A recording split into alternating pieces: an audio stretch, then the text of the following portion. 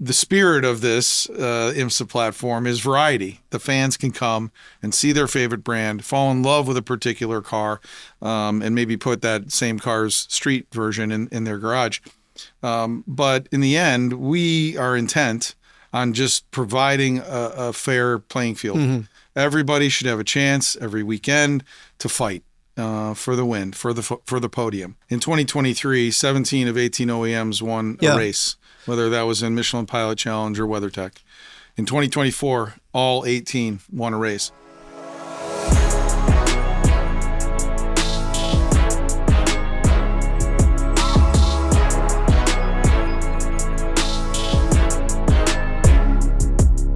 Hello and welcome to the RACER Debrief. I'm Laurence Foster and this week's guest is IMSA President John Doonan.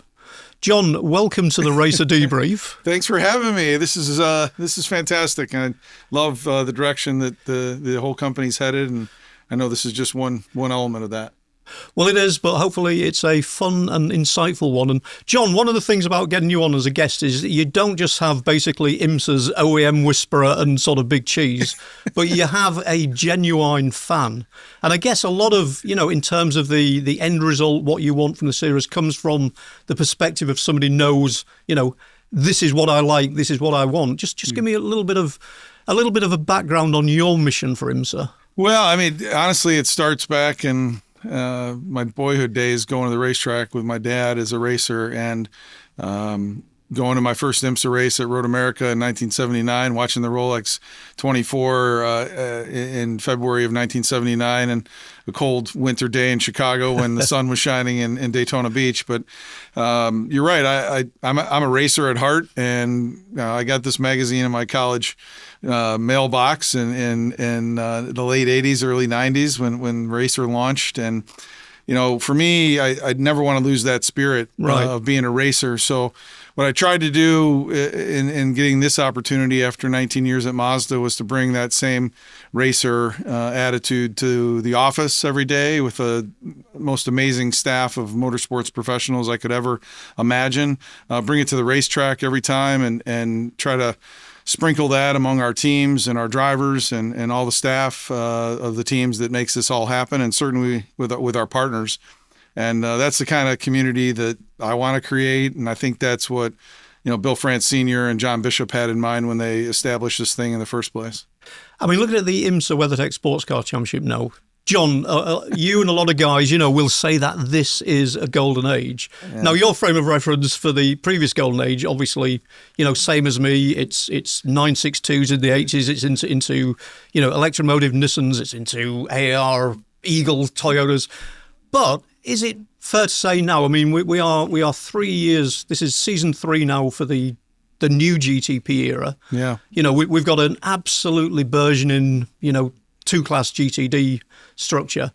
It's almost like a false reference now to sort of refer back to that previous golden age. Yeah, I've said it a few times. If that was the golden age, which you and I experienced, and others like Marshall and Paul Fanner and Bobby Aiken all experienced, if that was the golden age, then this is the platinum age, I believe, because we've never seen this many manufacturers at one point. The LMDH regulations, which were essentially written by the IMSA technical team, we pitched those to our partners at the ACO.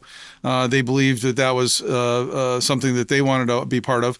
Then we got around a table with, at the time, 16 OEMs and presented it to them and asked them also, what do we want this to look like? And I think as of today, officially, 9 have announced programs or are already participating. You couple that with the 4 manufacturers that race with the ACO and WEC. You got 13 manufacturers globally. So 13 of 16, I think that might have been a passing grade back in school. Well, one of the criteria as well at the start was obviously interchangeability. I mean, WEC has wholeheartedly, taking on the LMDH concept. But this year, obviously, we've seen the first move the other way with the Valkyrie. Looking at the IMSA side of things, how, as a case study, as a sort of a bellwether, how easy has it been to sort of, integrate an out-and-out hypercar with the LMDH cars? Well, I think the whole set of regulations starts with guys like Simon Hodgson, Matt Kurdock, Bill Pearson, Terry Bouvet, in trying to make sure that technically the two platforms, which by regulation are very different. The Hypercar regulations are a bit more wide open than what the LMDH or what we call GTP regulations are. I think in the end, it's about going to wind shear, the wind tunnel, and getting a read on the capabilities of the car from an aero standpoint. And so we did that with the Valkyrie. We've certainly done that with all the LMDH cars, and soon all the hypercars will come to wind shear. But that was one of the parameters of convergence, was got to go to the wind shear wind tunnel. We got to validate the car to be in the aero box. The second, of course, was torque sensors, the opportunity for the technical team to have a better read on the capabilities of the car at the axles. And I think that's been a tremendous additional tool to allow our team to put the car in the performance window that it can compete in right head-to-head with cars written to a different set of regulations. So I'm incredibly proud of the fact that we were able to bring the Valkyrie, to the November test. At that point, they had some mufflers on, and you probably heard I told them to take them off. This is what I was going to come to. Yeah, they stirred it up. Our chairman Jim France reminds me often that we're in the entertainment business, and so super proud of being able to deliver such a variety of engine notes to our fans, whether it's the GT category or the prototypes. You got the thunder of the V8 from the Cadillac. You've got a sweet sound from the Acura V6. You have a real sweet sound with the BMW, even though it's a V8. You tie some turbocharging onto that, and it makes a very sweet sound, and the list goes on. But of course, the Valkyrie makes a magical sound, and we're happy to have them here. I mean, I'm hoping as well, this is me putting my fun head on as well now, is, given that the transition bringing in the Valkyrie has been so smooth and has been so effective so far, I want to see a couple of 499Ps at the Rolex 24 next year. I kind of want that thing where, it is bringing together the worlds. And I know that's something that you're striving for as well, even more interchangeability. And yeah, no doubt. I mean, the welcome mat is out. It has been out for a long time. The North American market, and you hear this directly from the OEMs very often, the North American market is incredibly important to all the brands. Typically, you'll hear them say, it's the place of the greatest opportunity for growth. It's currently our biggest selling market. It's key states where we race in, California, Florida, Atlanta, up into the north of the Pacific, or I'm sorry, the Northeast, and Road America, places like that where people are passionate about these brands. And so I'm encouraged by that element of it, that hopefully more will decide to join us. Now, John, you mentioned the markets, and one of the things about IMSA in recent years is just getting ahead of the curve so much in terms of calendars. Yeah. I mean, we're already sort of, booking rooms for 2026. But just talk me through that. Obviously, there is still that differentiation with IMSA, the fact that we do have the short form races. We've got 100 minuters at Detroit, we've got them at Long Beach, we've got the 2 hour 40. But an increasing emphasis on the enduros, the fact that we do now have 5 Michelin Endurance Cup races, but an interesting change for next year. Yeah. So I think getting the schedule out early has been a part of what I would say is a theme of the last 5 years, and that's stability. When I had the opportunity to come to IMSA, some really solid things were already in place, in terms of entitlement partners and NBC broadcast partner. But I think we wanted to take it another step. The pandemic hits, creates decent amount of instability. But coming out of that, and we were so blessed that the partners stayed, the automakers stayed. We found a way to get the championship done.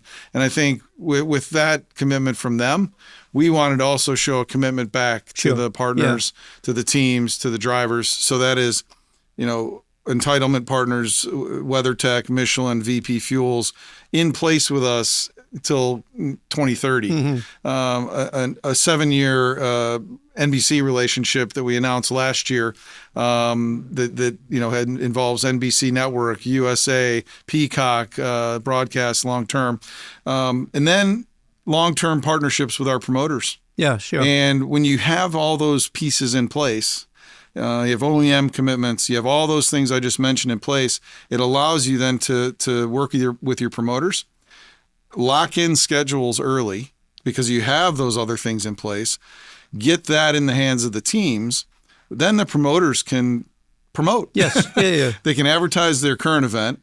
They can immediately, when the checkered flag falls on the race, talk about ticket promotions at the exits of the facility. Hey, renew for next year. And so for me and my IMSA teammates, it's an incredible opportunity to provide that stability for everybody in the sport and the ultimate beneficiaries of the fans. They can plan the races they're going to go to. Some of the teams joke with me, I can't even book plane tickets that early, so it's a bit of a tongue in cheek, but I'm so proud that we've been able to get this schedule out early, get everybody in a planning mode. Partners can plan where they're going to activate based on the schedule. And to your point, a bit of a twist for 26. Personally, it's no secret. I grew up at Road America with my dad racing and played with my Matchbox cars in the dirt there. But to bring a 6-hour race there, to shift the schedule a bit, to keep the schedule fresh for the teams. The folks at Road America have done an incredible job with that facility. They've done an incredible job filling that place for the IMSA event. And so, in talking with Roger Penske and Doug Bowles about the Indianapolis race and Mike Kircher about the Road America race, there's really no sort of hidden agenda. It's about keeping the schedule fresh, giving the fans at Road America a 6-hour event. We're still going to Indianapolis. Don't want to lose that iconic track from our schedule either. So super excited because I went to Road America for that first IMSA race in 1979. It was a 500-mile race. Yes. I sure hope we make 500 miles in 6 hours. We'll see. But Wisconsin weather, who knows? You never know. But I'm super excited about that event. Once again, for the fans, it's a neat opportunity to bring that event to the fans up there. Now, a couple of times we've had grumbles from some of our Canadian readers, basically saying, we want GTP. But I think this sort of points to something where one of the smart moves with IMSA is actually giving other classes, headlining weekends, but being the main event. Look at P2 being stars of the show, along with the GTD and GTD Pro at Canadian Tire. Yeah. And also, obviously VIR being, it's GTD Fest. It's how do you see that maybe developing? This is also me keeping the old, Lime Rock folks saying we want our GTs back. But well, it's I say it with a smile, but also a bit of concern. The fans started a hashtag Fire Doonan when we didn't take, the GTP cars to. That's quite catchy, though, isn't it? It is. I was sad about it at first, and then my kids were saying, "Dad, you need to ride that out. Like we could do merch and stuff, and cross out Fire and put higher." But all kidding aside. Putting a schedule together is this massive Rubik's Cube chessboard, and constantly as you're playing with the Rubik's Cube and the chessboard, people are changing the colors or they're changing the squares on the board. It's television. It's big time concern over budget for the teams. It's seasonality. You can't just flip flop when you're going to go to the north. There could be white stuff on the ground still at certain facilities, meaning snow at Road America or CTMP or Watkins Glen. So we got to be smart with a lot of different factors. So I'll start with CTMP. When we added a 6-hour event at Indianapolis, so take a 240 and add, additional 3+ hours. You can't ask the teams, for more running time, more tires, more fuel, more time on the components. So we had to be sensible. And to your point, there are teams and individuals and partners investing to race in LMP2 and GT programs, both factory endorsed as well as privateer teams. And you're right, it puts a spotlight on those folks for that weekend at the Canadian Tire Motorsport Park. Ron Fellows, Carlo, and Miles Brand have done an amazing job with that place. If you haven't been there in a while, it's fantastic. So maybe we get back there someday. I've had GTP teams talk about that because there are also corporate partners that want the Canadian market. Yeah, so sure. maybe someday. We're super sensitive to budget. Lime Rock's a tough one for me too because I love that place. I went there as a kid on Monday of Memorial Day weekend. It was the IMSA race right after the Indy 500. My dad and I would leave the Indy 500 and drive straight through to be at the IMSA race on Monday. And so that's also a tough one.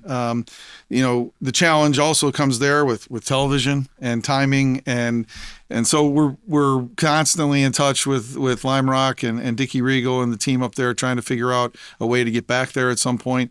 And then we've done an event at Mid-Ohio now, first time last year, where the Michelin Pilot Challenge series becomes the feature. Yeah, and 4 hours as well. 4-hour event. It allows you to bring a couple of our single make platforms, which are incredibly important. And so, a little variety never hurt. We're just trying to make very strategic and tactical decisions to make sure we keep this moment that you and I talked about at the opening alive as long as we can.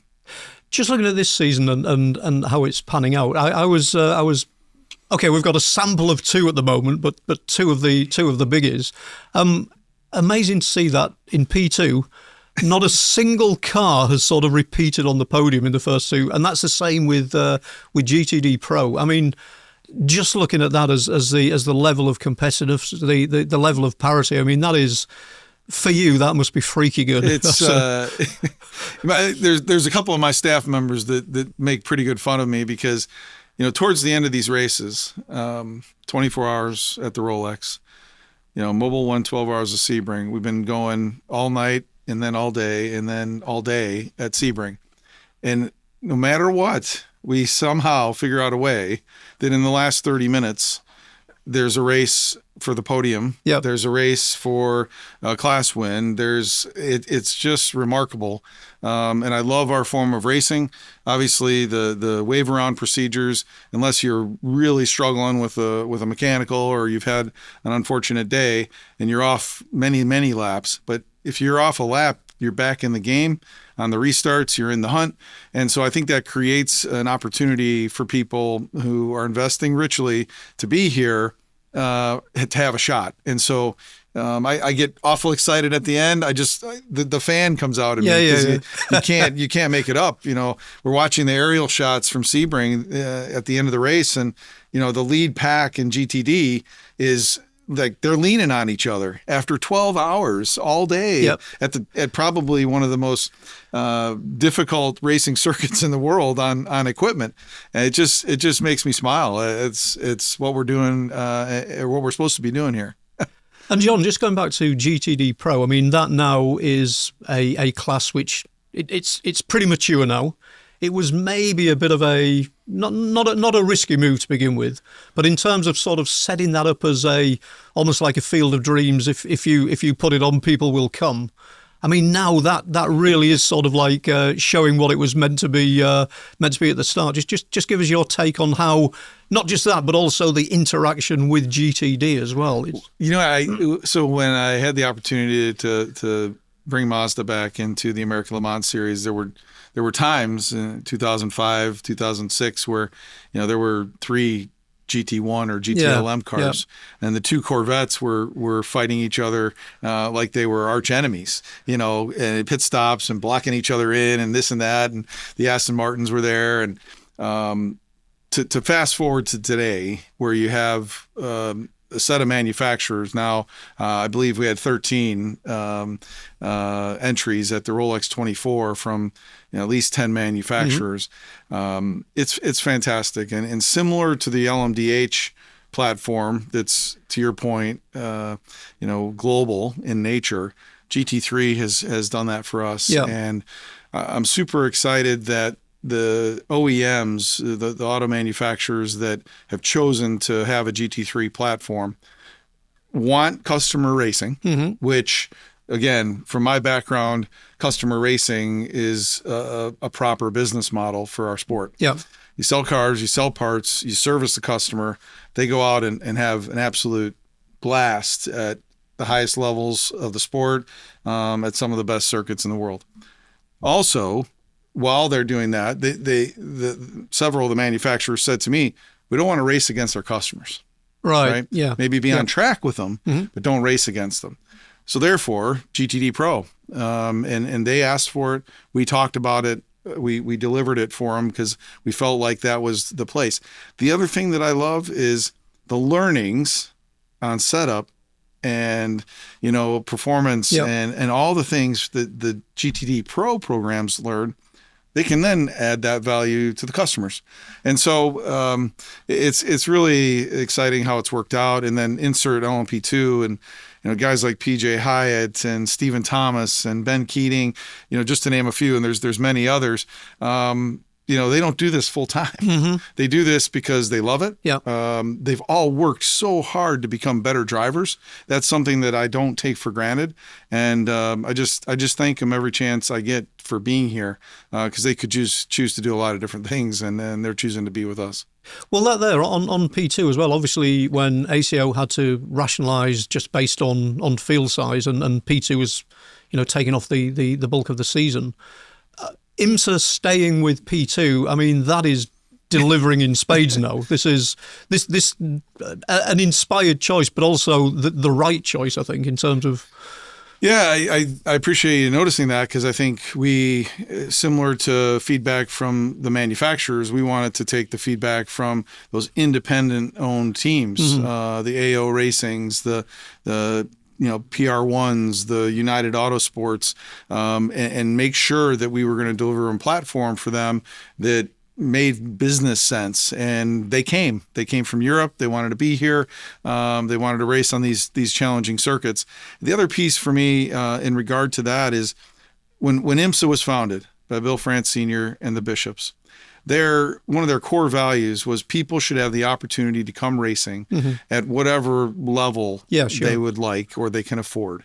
We've certainly got a ladder system, but when you look at the WeatherTech Sports Car Championship, you've got, you and I could go out and buy a GT3 car, maybe not on our combined salaries, but we could dream about that. But we could go out and do that, and we could assemble a team. We can go racing in GTD. We could do that in LMP2. Of course, we'd have to work awful hard and pitch a manufacturer to give us sort of a factory endorsed program, but there's that option for people to come racing in IMSA. And when I got this opportunity, I promised Mitch Bishop, the son of John and Peggy, and Jim France, that I would try my hardest to operate the organization on that same core value. And fortunately, I think we're doing all right now. And there is a bigger picture as well. There is an IMSA universe. I mean, we've spoken about WeatherTech Championship so far, but we mentioned Michelin Pilot Challenge, and being the star of the show at Mid-Ohio. But when you look at the structure, let's not call them support series, because these are way more than support series. Yeah. But in terms of looking now at where Michelin Pilot challenges. Extra class there with VP, that being an expanding proposition. The one makes, I mean, between them, gosh, you look at the strength of MX-5 Cup, you look at, we're only in year 2 of Mustang Challenge. But I mean, it seems that, I don't know if this is the old, the rising tide floats all boats, but across the board, everything seems to be sort of moving up another gear in IMSA world. Yeah, I think if you break those down, the single make championships, and I love this phrase, and I have it ingrained in my head now because I came from that world a little bit. Jim Francis said those single make championships are the prized possession of the OEMs. You look at the platforms, Mazda, MX-5, Miata, best-selling 2-seat sports car in the history of the world. The Ford Mustang, like when you think Ford Mustang, of course Ferrari in all the different versions, but they've brought the Ferrari sports car, the 911. Like you can't, the Lamborghini, of course, with the Super Trofeo, you can't make it up. Like these are the prized possessions of these brands, and they've given us these championships to be the caretakers of. Business model for them, but a development program for drivers. For mechanics, for engineers, for race teams that maybe aspire to be in Pilot Challenge and multi-class racing, or in the WeatherTech Championship ultimately. So I love the single make platforms for what they are, and we treat them like the prized possession that they are. VP and Michelin Pilot Challenge, very cool opportunity for someone maybe in a single make to be in multi-class racing in VP Sports Car Racing Challenge against a prototype and a GT3 car and a GT4 car, interactions with multiple cars on track. Also creating a business model for the OEMs and the GT4 platform and the TCR platform. So I do feel like we have this roadmap or a ladder that gives people the chance to test out depending on their budget, their experience, and maybe their dreams. And again, quite a smart move in terms of, weekends where they will be part of the the collective show, weekends when they have the standalones. You look at Ferrari Challenge, sort of, getting its F1 hit or whatever. Yeah. Just in terms of it doesn't feel like at any point, they are kind of like set adrift is the wrong phrase, but there is always something within the bigger IMSA world to sort of join the dots. And as you say, with that progression, you actually do see that as a logical fact that everybody is kind of like, on the same bill or will be on the same bill. Yeah, I often say this, like, if it was up to me, we would race every weekend somewhere with a portfolio of series that we feel like could deliver an amazing fan experience. Not realistic. And then on the weekends that we do race, your employees have just breathed a sigh of relief, by the way, John. So yeah, because in total, you look at the website and it says there's 12 WeatherTech Sports Car Championship weekends and there's 10 Michelin Pilot Challenge, but you have the single makes slotted in on those. But then, to your point, Ferrari Challenge goes to Formula One weekend. Porsche Carrera Cup goes to multiple Formula One weekends. All total, you're north of 20 some weekends that the staff is out supporting events. So I wish we could put all of the content on a WeatherTech weekend, if you will, but we need those Mid-Ohio feature weekends. We need opportunities to take these platforms to other major event weekends. While still creating the same IMSA experience. And when a fan comes to a WeatherTech weekend or even the Mid-Ohio weekend, essentially from 8 a.m. to sometimes in the summer, 8 p.m., there is something on track at all times. And that, to me, provides value for a ticket buyer to come or someone that's camping to have just this remarkable motorsports experience. John, just going back to, and again, every answer there is, John Doonan the fan, John Doonan knowing what he wants. I just want to go down a little bit of a rabbit hole, which is, it's our show, we can do that. So looking back to, we've talked about the golden age of GTP. Yeah. But to me, it was a golden age where, at this point, Electromotive Nissan is dominant. At this point, Dan Gurney's Toyota Eagles are dominant.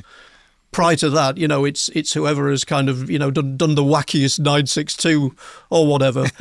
the thing about this now, in terms of parity and in terms of mark interchangeability, we've got it where we've had BMW taking the first two poles. We've got it where Acura has been the car disrupting the Porsche podiums. But there's never been a point where you're talking a hierarchy of marks. I mean, is that maybe the greatest success of IMSA at the moment? Yeah, I would say if you gave us a report card solely on race wins, in 2023, 17 of 18 OEMs won a race, whether that was in Michelin Pilot Challenge or WeatherTech.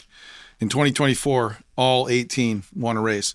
Now, it's not, I don't think you could just check the box, right? You want to look at the podiums. You want to look at maybe the top fives, but it really starts, I think, with the technical regulations and the technical team that we have in collaboration with all the manufacturers. BOP is a swear word in some cases. It's a necessary element of what we do. There's huge variety in platforms, front engine, rear engine, turbo, non-turbo, a sleek design like a Lamborghini Super Trofeo or a Ferrari 296. And then there's more of what someone would say is a sedan style GT car, a BMW M4, a Lexus, you name it. There's a variety. The spirit of this IMSA platform is variety. The fans can come and see their favorite brand, fall in love with a particular car, and maybe put that same car's street version in their garage. But in the end, we are intent on just providing a fair playing field. Everybody should have a chance every weekend to fight for the win, for the podium. There are certain tracks that cater to a non-turbo car. Sure. Just use Long Beach Grand Prix as an example. Coming out of the hairpin at 37 miles an hour without a turbo, my money's on a Cadillac that doesn't have to spool up that turbo. Now, anti-lag technology has come a long way and things like that. TC and ABS, all those things integrated. But that's, you can think about it in the simplest of terms. And it's been our intent just simply to provide a level playing field. And I said this earlier in the week. When I was with the Mazda program, I cared an awful lot who won each weekend. I wanted the Mazda to win, of course. Now I truly don't care who wins. I want to see a great show. I want to see at the end of a race, I'd love to see 4, 5, 6 brands on the lead lap going through the final complex of corners with a chance. And for me, that's again where the fan comes out of me. I get excited. I hold the side of my head. My staff's laughing at me, watching me watch the television. So for me, that's the hope. We want to put on a great show every weekend, and may the best manufacturer, the best strategy, in the end, play out and be on the top step. Well, John, you hinted that we are at Long Beach at the moment. By the time the audience sees this, we will have seen whether the Cadillac was able to sort of like grunt out of the corners and do the business. But John, for the moment, thank you very much for your time. I know that it's a race weekend. You've got to go to 18 meetings now. So thanks for finding the time, and thanks for a fascinating insight into IMSA world. We'll bring you back later in the season, whether you like it or not. So I would appreciate the opportunity. I love the opportunity to be here.